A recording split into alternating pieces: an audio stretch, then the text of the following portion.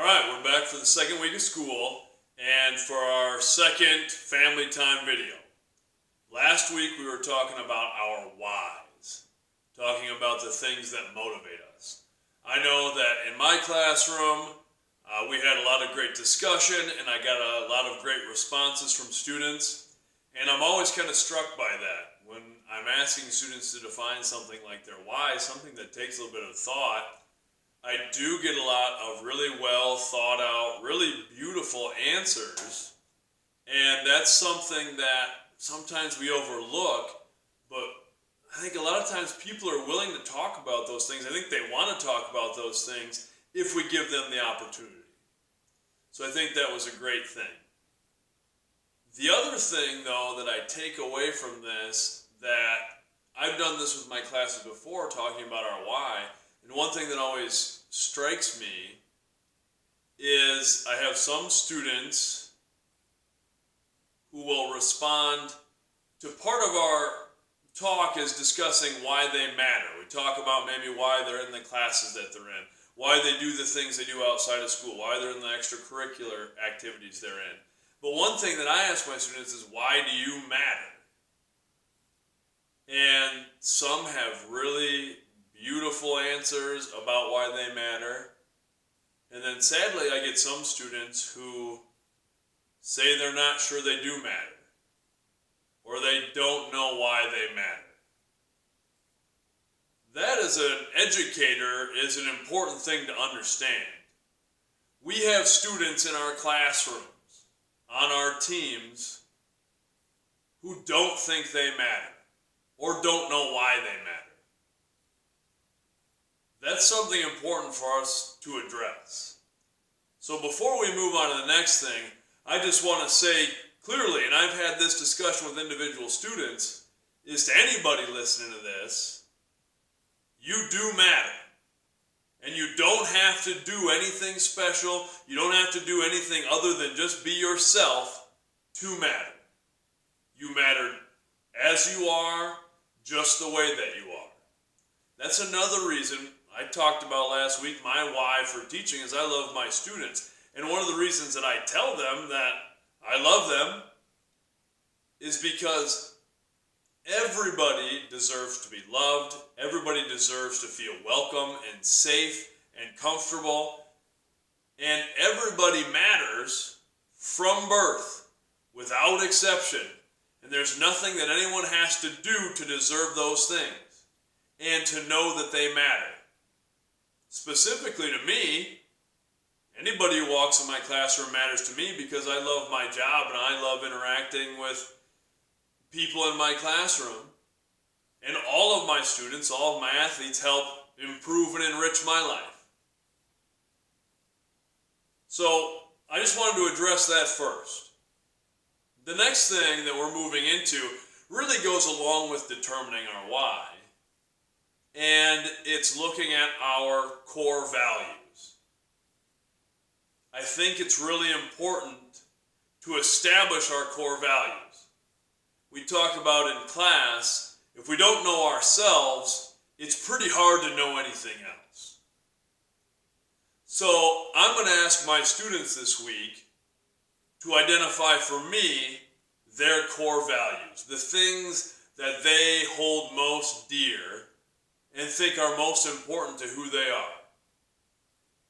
One thing that really stuck with me from when I was young, I started doing taekwondo when I was a kid. I love martial arts, I love competitive athletics, and martial arts have been a big part of my entire life, starting from the time I was 5 years old and started with taekwondo. Now, I like mixed martial arts and those things as well, but I really have an affinity for different types of traditional martial arts as well, because there's a belief system and a set of values that's attached to it. In Taekwondo, they call it the 5 tenets of Taekwondo, which is the 5 beliefs of Taekwondo. And they are courtesy, integrity, perseverance, self-control, and indomitable spirit. That's something that stuck with me as a kid, that there was this clear definition of these are the 5 things that it meant to be a taekwondo practitioner, that it meant to be a martial artist in this way. And I always thought that was really important to have a set of beliefs like that as a guiding light, as a way to help us navigate a lot of the difficult decisions and challenges of life. Because life is difficult. But if we have core values that we can use as a line in the sand, as a compass to guide us, then we always have something to fall back on. As I got older, I thought it was important to establish my own core values. So I came up with 5. And maybe the best way to sort of present that is, you may notice as I talk with my hands a lot, you might see some of the tattoos that I have. And really the tattoos on my forearms are symbolic representations of my 5 core beliefs, really presented in 2 different ways. So to kind of go through that, my 5 core beliefs, if we're looking at this tattoo right here, first I have a flame, and that to me symbolizes that's courage. That's my first core belief, courage. I think it's hard to accomplish anything else in life. It's hard to do anything of value without courage. Because life, the world, can be scary sometimes. And it takes courage to step out of our comfort zone, and we have to be uncomfortable to grow. It takes courage to really do anything of value. So that for me is the first one. There needs to be courage. Without that, we can't accomplish anything. So I have courage. Then the next thing for me, and that might be hard to see, but inside my flame here, I've got this little plant growing, and down there on the bottom, that to me represents integrity. That's the foundation. That's the bedrock. That's the earth. Integrity is my next core value, because I think anything else that we do in life, impacting other people, our own personal growth, really needs integrity as a foundation. And that can mean a lot of different things. To me, it means trying to live honorably, trying to live in a way that if I look myself in the mirror at night before I go to bed, I'm comfortable with the decisions that I've made throughout that day. So I've got courage, I've got integrity, then I've got that little plant growing out there, and that to me starts to symbolize respect. Respect for me is the next step. If you can be courageous and then live with some integrity, you start to develop respect. Respect for yourself and respect for others. I think when we start respecting ourselves, we can start to grow. Because it takes some self-respect to understand things like the fact that we do matter, the fact that we deserve to grow and exist in a positive way. I think we also build relationships when we start to respect other people. And those relationships can take all forms. So I've got courage, I've got integrity, I've got respect, and then as my plant starts to grow here and the leaves come out, that to me is love. I think love is one of the most important things in the world. I think it's the most powerful force in the world. And think about that. I remember one time having a football coach. It was a coach who was recruiting me out of high school. And he said something that was well intended, but he said, I want players who hate losing more than they love winning. Which I don't think is necessarily a bad idea, a bad sentiment. But I would rather have players who love each other, love the game, love the camaraderie, because people fight a lot harder for things they love. Think about, if you're a parent, think about your children, the things that you'll do for your children because you love them. So to me, that's this powerful force, and that grows out of respect. If we can start to respect ourselves, we can start to love ourselves. If we can respect others, we can start to love them and put love into the world. And the last of my core tenets is empathy.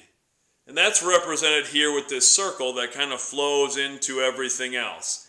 And this circle here is an Enso. Enso is something that I borrowed from Zen philosophy. And I like meditation and Zen philosophy and those sorts of things, but it's something that sort of encapsulates symbolically our connection to everything in the universe. And the idea of the Enso is that you would meditate on something that is important to you, and then you would get up and in one brush stroke with ink you create your own Enso. So I did an Enso and then I modified it to make this symbol and become a tattoo. But to me, empathy is the greatest of all human endeavors. I think true empathy is impossible. We can't 100% know and understand what another person feels, because we haven't lived their life, we haven't shared all their experiences. But I think the pursuit of empathy is the greatest of human endeavors. The trying to understand someone else's perspective. So to me, that's my sort of pinnacle of my core beliefs. And I think they all feed into each other. So it's courage, integrity, respect, love, and empathy. And if I can try to live my life by those core values, then I can feel pretty good about the things that I'm doing. The tattoo on my other arm really symbolizes the same thing, but whereas the one is kind of a universal representation of those, this one makes it a little more personal for me in terms of my family. This is a tree of life, which is a kind of traditional Celtic symbol. That to me represents my family that descended in large part from Ireland and the Scandinavian countries, so there's a lot of that knotwork artistry. And I've got a knot comprised of 5 different strands that represent those same 5 core values. And they feed into the tree of life that's always coming from the roots and growing back out, and then it keeps coming back together. And it always continues and always grows. And then I symbolically made it so I've got the 5 roots of those core values coming up, and then they sprout out and they multiply. Because I think if we're living by our values and putting those things into the world, we're going to get those things back multiple times over again. And specifically, I put 19 branches on there because I was born on April 19th, and I grew up seeing things that on my birthday were not always positive things, like the Waco, Texas shootout, the Oklahoma City bombing. And I thought if we can live in these ways, we can start to eliminate some of those pains and fears that we see in the world with these tragedies and these terrible things. That's what it meant to me. And then lastly, hard to see on there, but the 2 outlines here are the silhouettes of my children's faces. There's my daughter and there's my son right there. So that took those core values and to me gave a representation of how I want to live that in my daily life. So that's what I'm going to ask from my students this week, is I want them to think about their core values, and I'm going to have them try to give me 3 to 5. It doesn't need to be a real expansive list. Just a few things that they can focus on and use as a measuring stick in their lives when they're facing something that's difficult or they're facing a question they don't know how to answer. They can look at those things and say, okay, am I living in a way that represents these values? Am I honoring these things that I say that I value? So I'm going to have them identify those values for me, give me a brief description of those values, definition as to what it means to them, and then I'm going to ask why those are their core values. And I think that ties nicely into considering our why. Now we're starting to establish knowing ourselves a little bit. So thank you to everybody who sent responses and things like that. And I really appreciate everybody being involved with this. Let's have a great second week of school. We're off to a great start. I wouldn't trade my students or my staff for anybody in the world. We have a great thing going, and thank you.